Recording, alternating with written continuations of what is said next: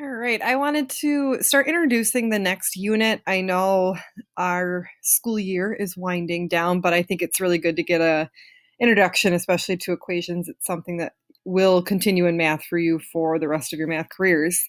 So this is Unit 6, Lesson 1 that I'm looking at.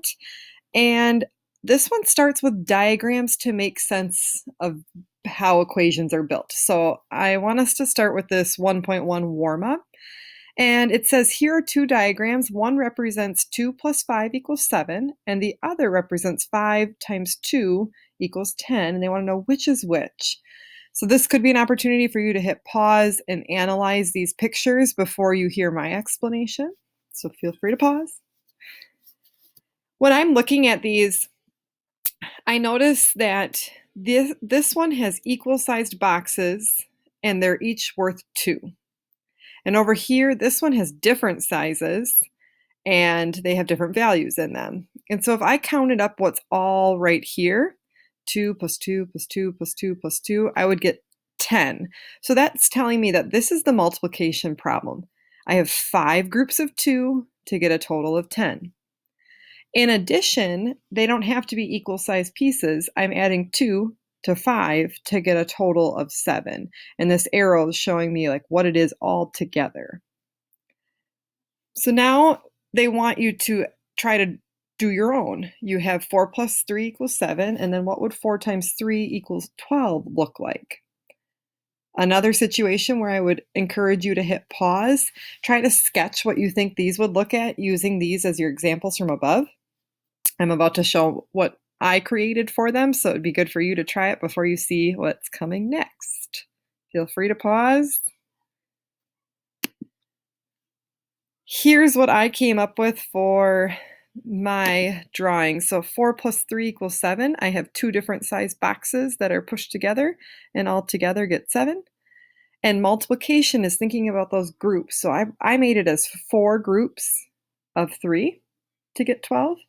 You really could have also drawn 3 squares or rectangles that were equal in size and put 4 in each of them. So if you had 3 groups of 4, you would still get 12, and that would not be incorrect. It's just how you interpreted the multiplication problem. So this next one, I think, is a cool problem. We've got 9 equations down here, and they want you to match which picture they would go with. Notice now we're using variables or a letter, meaning we don't know what value this is, and we don't know what value this is. We're using a letter to represent it, and that's really what this algebra that we're getting into is going to be using. I would encourage you to pause and try to see if you can match which equations go with which image. I'm going to call this image A and this image B. And I'm going to fill in my answers here. So I'm going to ask you to pause and try to match these equations, which one you think they would go with. And I'll put my answers up here so you can see as well. All right, so this is what I came up with. Again, you might want to pause so you can actually look at your answers and mine.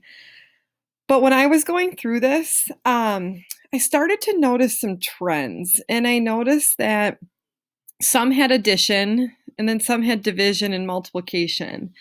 And I noticed a lot of the ones with addition ended up with this box or this visual. And then like my 2 and my 3 and then 6, those were landing up with these equal size groups instead of having 2 different size boxes like an A. And then there's a curveball at the end because that trend kind of followed that the addition subtraction equations went here, the multiplication division went here, and then they threw number 9, the curveball at you. And it's addition, so you would think, oh, A. But if we look at it, it's x plus x plus x plus x. So this one would have to go with B because it's actually showing those equal groups. So this is just our intro. I'll throw a few problems at you for some practice, but we are definitely just getting started, so don't get frustrated and give these a shot. And you can always look down here at this next one if you want to give it a try too. So I'll give you some practice problems.